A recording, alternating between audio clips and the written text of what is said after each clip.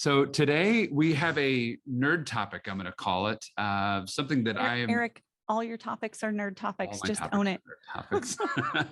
We have a regular topic. You'll enjoy this. So there's a concept called the OODA loop, which I've become sort of a hyper, whatever it is, aware of it or focused on it lately. And so OODA loop was a concept that got created in the 60s and 70s by a guy named Colonel John Boyd. He was an Air Force guy. He was the same guy that actually developed the F-16, and he went on to kind of develop this thought process for military strategy. And it is now making its way out of sort of military circles into how do we do business, how do we do life, and how do we use this concept. And so the OODA loop, OODA, the acronym is observe, orient, decide, act, is sort of the loop. And one of the things I'm finding massively interesting is the middle O, the orientation component, is, I think, largely misunderstood, and especially in finance. And this is why I thought it might be fun today. So at a high level, observe, orient, decide, act would be, I see something happening, I'm going to turn physically towards it, make a decision on what's going on, and then act. But that's not what orientation means. Orientation is, I see something happening, what is my orientation? How am I filtering this information? What am I looking, what lens am I looking through? And then how do I make a decision and how do I act? And in a military circle, the idea is whoever can move through the OODA loop faster wins. There's a problem, there's a change. I know exactly what to go do and I'm going to win. And the short story of this, and then Mary, I'll shut up and I want you to jump in, is General Mattis, General James Mattis has been a sort of famous Marine general for a long time. In his autobiography, he was talking about this attack that they were under. Excuse me. They were talking about this attack they were under. And he said, in about 30 seconds, I got this piece of information, this piece, and I knew exactly what to do, and we fired back. And I was asked by a reporter, how long did it take you to make that decision? And he paused and he says, took me about 30 years. Meaning it didn't take me 30 seconds to make that decision. It did physically in that moment, but it was 30 years of, I've seen this before, I know how this works, I can move fast and I can react. Whereas if I were in that situation, I'd be like, what the heck's going on? I don't even know what to look for. I don't know where to go. It would have taken me 3 hours to make that decision. Well, and the thing that I think is interesting about this, specific to how people make decisions, is I think most people get stuck in observation, right? It's almost the analysis by paralysis because they're lacking that orientation part, right? I mean, if you don't know what your measuring sticks are, it's really hard to know how to measure what you're observing. And so I think this is fascinating because if I think about my decision-making process, and I'm going to talk about my Strengths Finder for just a second, because I'm a big fan of, is it Clifton Strengths Finder? Is it Gallup Strengths Finder now? I don't know. Gallup, I think it's now Clifton. Yeah, it's changed names a couple times, but one of my top strengths is activator. In fact, it is my number one. And so I'm very quick to make decisions and figure out what we're going to do and get things launched and going. But the person I am married to, my husband, Mike Lyons, that's like at the very bottom of his list. And one of his top strengths is actually deliberate. And it's wonderful. He's an amazing thinker, but deliberate is all about thinking through all the different possibilities. And it's not necessarily about making decisions with those possibilities. It's just the thinking part of it. Right. And so I think that's part of what makes him so phenomenal at his job, is that he spends a lot of time thinking about big picture strategy before he makes a decision. But it's also an area that we clash, because I think my OODA loop is very short most of the time. Not always. It depends on how big the decision is and whether I can recognize patterns and see what I'm trying to do. But I think that orient, like when I get stuck, it is specifically because I'm not sure what my measuring stick is. And so I'm not sure how to decide if I've made a good decision or not. And I think it's interesting because Mike's OODA loop is definitely much longer than mine, because he spends a lot more time, I think, thinking about all the possibilities, even if he already knows they don't fit his objectives, because he wants to make sure he didn't miss anything. But I think this is such a fascinating concept, especially when it comes to your finances, because I think so frequently people are making decisions or trying to make decisions without understanding the orientation piece of this. Right, exactly. Well, and especially with what we've been sort of preaching or talking about or explaining for the last few years is this idea of cash flowing assets and cash flow is king and It's moving all about away. income. Yeah, moving away from buckets and net worth to income. It's a very different orientation. And the decisions that you make when you're thinking through income versus buckets are very different decisions. Hey, I've got this thing, I've got this thing you should review or look at or make a decision on. If you're looking through the lens of net worth, I just want a big pot of gold. Some of those things may or may not be appropriate or good moves. But when you're looking through the lens of I need income, all of a sudden other things that you may not have considered before start to become much more attractive as far as investments or opportunities. Right. And this is where, like, I think about this, and I think I had a post on this recently on Instagram, but I think it's so key when you're thinking about orientation is that income always has to come first and net worth is second, because income will produce net worth over time, but net worth does not always produce income. Right.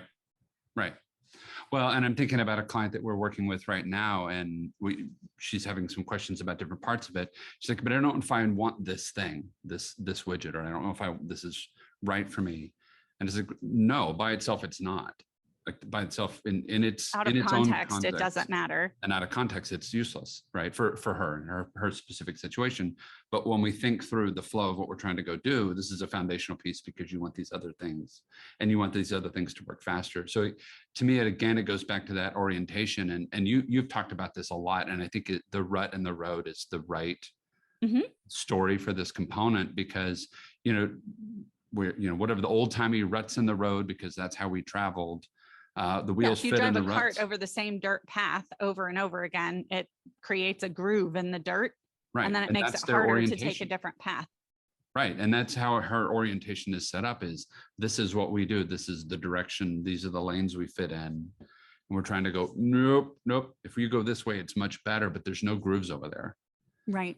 And so when there's any level of question, or I'm not sure, because of her orientation, she goes right back into the rut. Well, this is where I think you have to be so deliberate about your orientation, because if it's just, I want to build net worth and then retire when I'm 65 or 70, you're going to pursue a very different financial strategy than if you're thinking, I want more income and I want it sooner. You're going to make very, very different decisions if you're focused there. And then if all you care about is just income for yourself, you're going to probably make even different decisions than you would if you're thinking about income for yourself and making sure it's sustainable for generations. And that's where, sometimes we tell people this may not be for you. And the reason that it may not be for you is that your priorities might not actually be aligned for what we do for clients, right? I mean, when it comes down to it, if the purpose is I want to create as much income as I can with the resources that I have, and I want to, begin freeing myself from the pressure or the burden to earn because I want to have passive income streams, that's very different than I just want to invest in a startup company and hope it's the next Tesla. That's and not that is a bad thing necessarily, but it's definitely a different orientation than I want to have a life where I have the freedom sooner rather than later to spend my time doing whatever I want. And so understanding what your priorities, I think that's so important. And that OODA loop, it's so funny to say that word just because it's a funny word, but when you think about the OODA loop, this is, I think, part of the reason that we spend so much time talking about what do you actually want your life to look like? Because if you don't have clarity on that, everything else is just harder to make a decision on because you don't know whether it fits your orientation or not. Right. Well, and I think the other component of it is all of the education that we're trying to go do, whether it's for kids all the way up, right? Because if we can help them with that orientation of this is how you make decisions, this is what life should look like, this is what you're moving towards, then we can shortcut their learning cycle because you've got years and years to plan. But also with clients, like, okay, what book should you be reading? What things should you be looking at to help you kind of reset your orientation so that you're approaching the problem from the right lens? Yeah, that's the right. It's should I be looking at this from a different paradigm right? Essentially what Right. you're trying to decide is what is the paradigm, and is this actually going to fit that? And I think this goes to the decision-making process in general, because I think a lot of times, again, we get stuck in that observation mode and we don't make a decision. Right. And I can remember my mom saying all the time when I was growing up, and this is, I'm probably going to butcher the way she said it, but it's always stuck in my mind. And what she said is, not to decide is to decide. Right. Right? If you don't make a decision, you're actually making a decision, and it's to stay right exactly where you are. And that actually goes into what we talked about this morning a little bit earlier when we were talking about some of the daily Stoics and Seneca in particular, right? Who said, think of those who, not by fault of inconsistency, but by lack of effort, are too unstable to live as they wish, but only live as they have begun. And that goes to, if I just don't make decisions, guess what? I keep living exactly the way I began. And it's not necessarily because I'm inconsistent. It's because I didn't put in the effort to observe, orient, decide, and then lastly act, right? Because there is no amount of education, right, that is theoretical that will ever be a substitute for what happens when you actually do things. Right. Yeah, I think that's well, and it reminds me of the first time I ever got behind the wheel of a car, when it was when I was driving by myself, and I'm driving, and I remember the first time I got in the car, I'm like, I've lived in this town for, I don't know, however long it was, 15 years at this point, 13 years. And I'm like, I don't know how to get to the grocery store. And my dad's like, you've been to the grocery store 4 billion times in the last 13 years. I'm like, yeah, but I've never actually had to go turn the wheel and drive it myself. I can tell you how to get there, but it's a very different experience to go and turn the stupid wheel to go get there. And it, like, my brain just shut down. I was like, I don't know where to go. So, well, I think about, I mean, to the driving standpoint, I have this very, very vivid memory of being in the car with a friend of mine, and you could get to her house on the surface streets, or you could take the highway. And I think it was the first time I ever went on a highway without the driver's ed teacher in the car with me. And I literally just got on to the entrance ramp and then took the first exit. So I never actually even had to merge into the traffic. But I can remember screaming the whole time. And then my friend was screaming because she was like, you don't know what you're doing. And then I got off and I was like, hey, no one died. And there's no, that's the thing, like all the driver's ed, any simulation, any of that, it's never the same as when you are actually the one doing it for the first time by yourself. Right. And I think this is where, when you are going through the OODA loop, trying to make financial decisions, making sure that you have the right people with the right paradigm surrounding you and helping you with your observations, with your orientation, with the decisions, and who are there to hold your hand while you are acting for the first time is probably really key.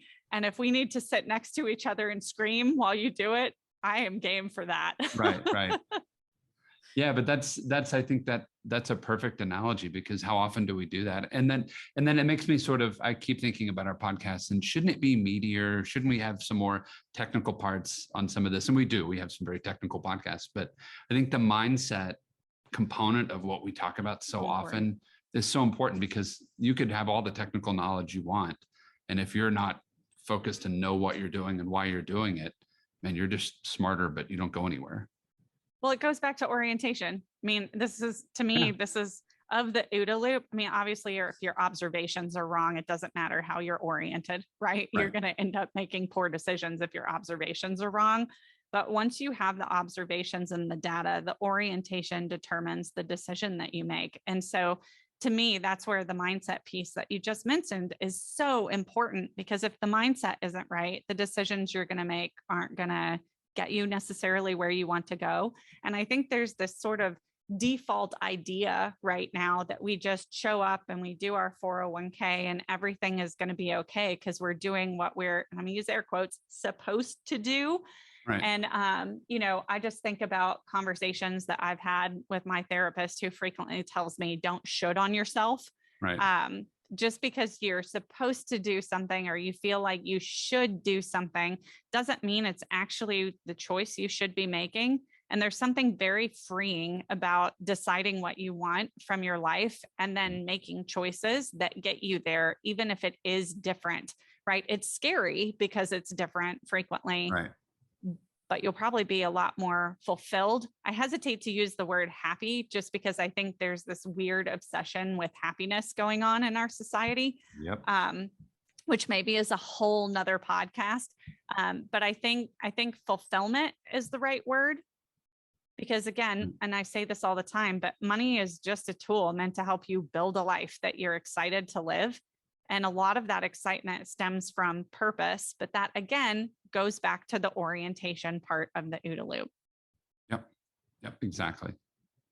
Yeah, it's a fun little tool. If you want to read more on it, there's a number of books out there, but they're all hyper nerdy. So just be prepared. So, there you go. Well, thank you guys for joining us today. Thanks. If you're looking for me, you can find me at The Wealth Woman, wherever you follow us on social media. Eric, where can they find you? Yeah, I'm on Instagram and Facebook at Economics with Eric. Thank you guys. Perfect. Have a great day. We'll see you next time.